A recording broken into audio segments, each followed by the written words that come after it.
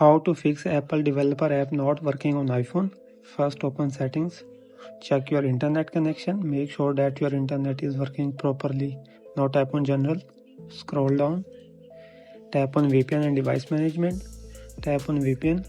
Disconnect the VPN if it is connected. Now go back.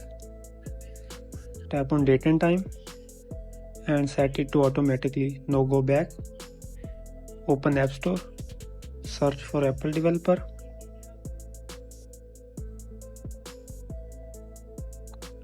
Now update the Apple developer app. After updating, go back, restart your device. After restarting, your problem will be fixed. If the issue remains, then open settings again. Tap on general, tap on iPhone storage. Here tap on Apple developer. Tap on delete app and delete the developer app and reinstall it. After this, your problem will be fixed.